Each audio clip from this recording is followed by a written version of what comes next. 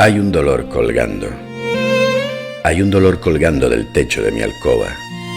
Hay un guante sin mano y un revólver dispuesto. Hay una exactitud en la aguja del pino y en el icono viejo llora la Virgen Madre. Todo esto sucede porque estamos cansados.